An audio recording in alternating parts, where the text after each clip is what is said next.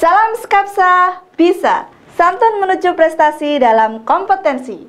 Baiklah para pelajar Skapsa, pada pelajaran Bahasa Indonesia kelas 12 semester genap, hari ini kita akan mempelajari mengenai teks iklan bagian 2, di mana pada materi hari ini akan dijelaskan mengenai struktur dan kaidah kebahasaan dari teks iklan. Untuk itu, mari kita simak materi berikut ini. Baiklah, materi mengenai teks iklan bagian kedua.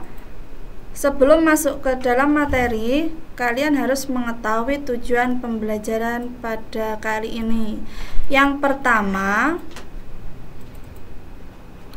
siswa mampu mengidentifikasi struktur iklan. Kedua, siswa mampu mengidentifikasi kaidah kebahasaan iklan. Struktur iklan itu terbagi menjadi 3. Yang pertama adalah judul atau kepala iklan atau headline.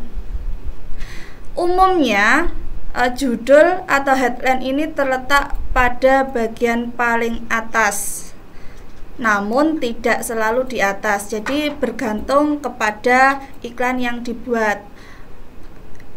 Tujuan dari headline ini adalah karena orang biasanya melihat iklan itu pada judulnya terlebih dahulu, dan cirinya judul ini dibuat dengan font yang lebih besar dan tebal. Yang kedua, subjudul atau subheadline. Ini memberikan informasi penting, biasanya keunggulan suatu produk yang tujuannya untuk menarik calon konsumen. Ketiga, amplifikasi atau perluasan atau penjelasan tentang produk yang diiklankan. Nah, isinya berisi deskripsi produk, seperti spesifikasi dari produk, cara mendapatkan produk, alamat, dan nomor yang bisa dihubungi. Nah, contohnya seperti ini. Di sebelah kanan itu ada contoh teks iklan dari media elektronik. Berdasarkan strukturnya kita analisis. Contohnya di situ judulnya di situ yang paling tebal dan fontnya paling besar untuk ukurannya, ya, yang paling atas sendiri. Kemudian subjudulnya, nah subjudul tadi untuk menarik calon konsumen. Di sini tersedia cuci kilat 1 hari selesai. Jadi ditonjolkan, tetapi ukuran hurufnya lebih kecil daripada subjudul. Kemudian amplifikasi atau penjelasan atau keterangan. Di situ berisi alamat tentang iklan tersebut dan penjelasan mengenai keunggulan dari produk yang diiklankan. Kemudian kaidah kebahasaan iklan yang pertama, menggugah. Artinya apa? Mencermati kebutuhan konsumen, memberikan solusi dan perhatian. Jadi suatu iklan itu dibuat untuk menggugah calon konsumen. Nah, biasanya iklan ini dibuat karena untuk memenuhi kebutuhan konsumen dan memberikan solusi atas solusi tentang yang dikeluhkan oleh calon konsumen itu dan menjadi sebuah perhatian dari konsumen. Kemudian informatif berarti memberikan informasi. Kalau memberikan informasi berarti kata-katanya harus jelas. Kemudian bersahabat, jadi tidak memaksa. Komunikatif, ya, komunikatif dan tidak bertele-tele. Kalau iklan terlalu panjang, itu calon konsumen itu pasti sudah bosan untuk membaca. Kemudian kalau iklan yang ditayangkan, contohnya iklan yang di televisi, itu tidak boleh mengabaikan durasi penayangan. Kalau terlalu panjang juga calon konsumen itu juga akan bosan. Kemudian persuasif, memengaruhi, mengajak.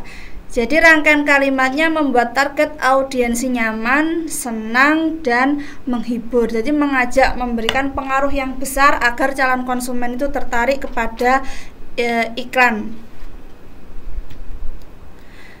Di samping tentang kaidah kebahasaan, di dalam teks iklan itu harus memiliki pedoman kebahasaan. Yang pertama, menggunakan pilihan kata yang tepat, menarik, logis, masuk akal, dan sopan. Kemudian ungkapan atau majas yang digunakan memikat dan memiliki daya sugesti bagi khalayak, jadi mempengaruhi tadi seperti persuasif.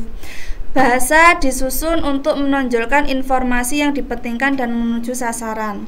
Tetapi perlu diketahui bahwa teks iklan yang tercantum atau berada di media elektronik itu memiliki karakter berbeda dengan iklan yang berada di media cetak. Kalau ya iklan yang di televisi atau media elektronik itu dapat dikomunikasikan dalam bentuk audio, visual, dan gerak. Sedangkan iklan yang terdapat di media cetak itu hanya dalam bentuk visual saja, jadi hanya terlihat saja. Kalau yang di televisi kalian pasti kan sudah tahu, paham, contoh dari iklan itu harus ada suaranya, kemudian penglihatannya bagaimana, kecerahan, kemudian bentuk tata letak dan sebagainya serta gerak. Kemudian, nah ini untuk tugas individu yang harus kalian kumpulkan di Google Classroom. Carilah sebuah iklan. Iklan bisa dari media cetak maupun media elektronik. Kemudian analisis strukturnya. Untuk catatan, kalian harus mencantumkan iklannya, iklan yang kalian pilih itu di buku pekerjaan kalian. Kemudian kalian analisis strukturnya mulai dari judul, subjudul, dan amplifikasi seperti yang saya jelaskan pada slide sebelumnya tadi.